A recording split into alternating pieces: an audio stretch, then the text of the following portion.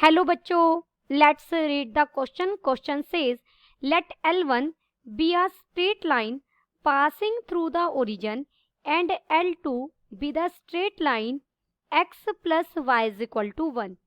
If the intercepts made by circle x square plus y square minus x plus 3y is equal to 0 on L1 and L2 are equal, then which of the following equation can represent L1? Option A is x plus y is equal to 0. Option B is x minus y is equal to 0. Option C is x plus 7y is equal to 0. Option D is x minus 7y is equal to 0. First we see the key concept. देखिए किसी भी circle की standard equation क्या होती है? x minus h का whole square plus y minus k का whole square is equal to r square. यहाँ पर सेंटर क्या होगा? हमारा सेंटर होगा h कोमा के और रेडियस क्या होगी? रेडियस रहेगी r. यहाँ हम एक स्ट्रेट लाइन का रिजल्ट भी यूज करेंगे. अगर आपको डिस्टेंस, परपेंडिकुलर डिस्टेंस की बात कर रही हूं मैं, डिस्टेंस निकालना हो of a point x1 y1 from line. Line की इक्वेशन मैंने ली ax plus b y plus c is equal to 0. तो वो डिस्टेंस क्या होगा? इज गिवन बाय, वो डिस्टेंस होगा ax1 plus b y one plus c divided by square root of a square plus b square और इसका mode, क्योंकि distance हमेशा पॉजिटिव होता है. अब हमें गिवन सर्कल क्या है? सबसे पहले मैं इस सर्कल लिखती हूँ. सर्कल की इक्वेशन क्या है? X square plus y square minus x plus 3y is equal to 0. इस सर्कल को अगर हम फॉर्म में कन्वर्ट करें तो देखिए स्टैंडर्ड फॉर्म में कन्वर्ट करने के लिए माइनस एक्स प्लस 1/2 का स्क्वायर यानी 1/4 मैंने ऐड किया और 1/4 सब्ट्रैक्ट भी करना होगा जो मैं बाद में सब्ट्रैक्ट करूंगी, plus y square plus 3/3y का 3 का हाफ क्या हो जाएगा? 3/2. 3/2 का स्क्वायर यानी 9/4 हमने ऐड भी किया और सब्ट्रैक्ट भी किया. सब्ट्रैक्ट एक तो हमने 1/4 किया तो यानी राइट हैंड साइड में 1/4 ऐड कर दीजिए, एक ही बात है, और प्लस 9/4 हो जाएगा. तो यहां से ये बन गया x माइनस 1/2 का होल स्क्वायर प्लस ये बन गया y प्लस 3/2 का whole square is equal to square root 10/2 का होल स्क्वायर. तो अब ये सर्कल की इक्वेशन को रिप्रेजेंट कर रहा है. देखिए क्लियरली दिख रहा है ये सर्कल है. ये एक सर्कल है जिसका सेंटर क्या है? सेंटर हो जाएगा 1/2 कोमा माइनस 3/2 एंड इसकी रेडियस क्या हो जाएगी? रेडियस हो जाएगी स्क्वायर रूट 10/2. ये गिवन सर्कल है.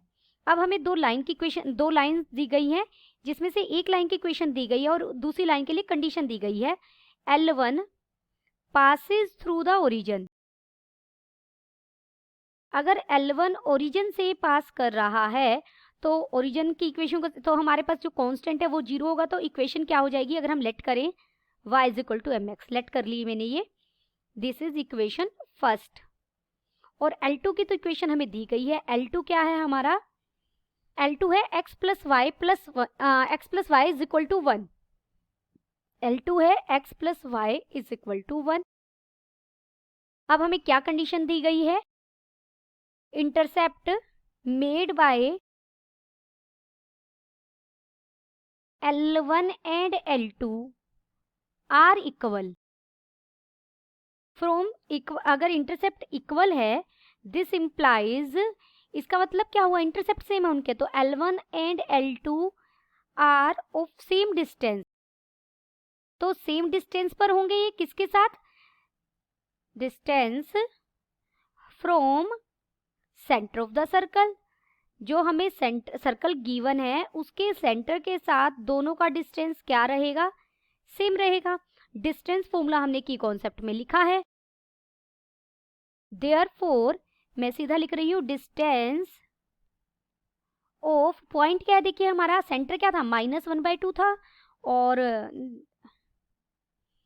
पॉइंट था ये पॉजिटिव था 1/2 और -3/2 था, तो वैसे यहाँ प्लस कर देती हूँ, कोमा -3/2 था। इस पॉइंट से डिस्टेंस लेना हमें from line L1 and L2।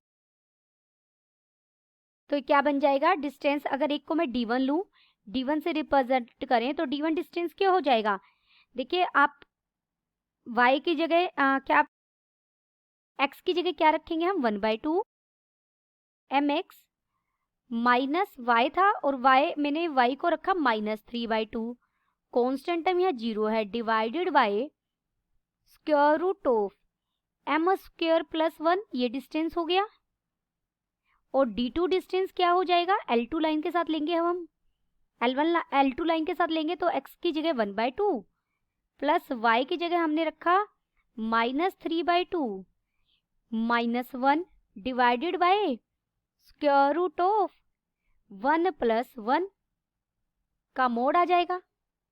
अब D1 तो D2 के बराबर होगा, D1 D2 के बराबर होगा, तो यहाँ से दिस इम्प्लाइज, आप इसे सोल्व कर लेंगे, D1 को सोल्व करेंगे तो ये क्या हो जाएगा, देखिए m+3 बन जाएगा ऊपर, डिवाइडेड बाय 2 डिनोमिनेटर में, और स्क्वायर रूट ऑफ m² + 1 आ गया।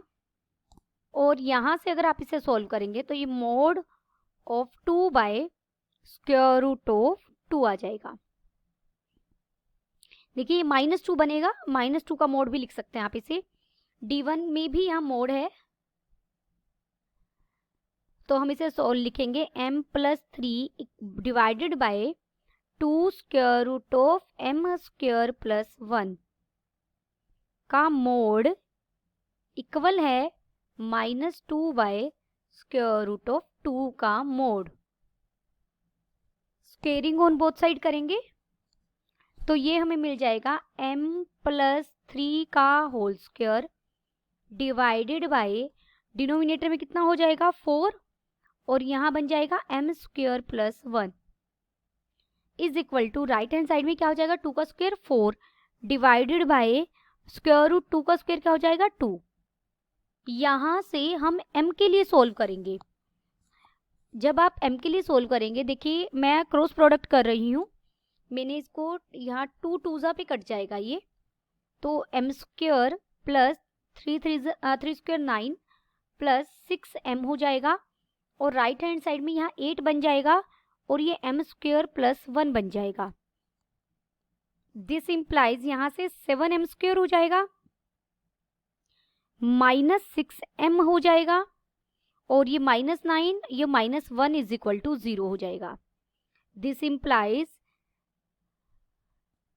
यहाँ से हम m की वैल्यूज फाइंड आउट करेंगे, 6 ± square root of 36 -4a, c क्या है -1 divided by 2a, this is equal to 6 ± square root of, ये हो जाएगा, यहाँ बन जाएगा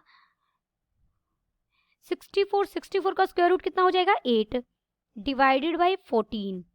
यहाँ से हम m को सोल्व करेंगे तो हमें एक 1 मिलेगा m, और एक -1/7 मिल जाएगा। देयरफॉर L1 हमें क्या मिला, देखिए L1 था y is equal to mx हमने लेट किया था, तो y इज इक्वल टू, अगर मैं m को 1 लूंगी तो 1 × x, तो यहाँ से मिल जाएगा x - y is equal to 0। अगर हम m को -1/7 लेंगे तो -1/7x हो जाएगा, तो ये बन जाएगा x + 7y is equal to 0। अब देखते हैं हमारा x - y is equal to 0 मिला है हमें, और दूसरा मिला है x + 7y is equal to 0। तो ऑप्शन बी और सी हमारे सही हो गए। ऑप्शन बी एंड सी, यहाँ लिख रही हूँ बी और सी हमारे क्या हैं, करेक्ट हैं। Hope you understood it well. Best of luck.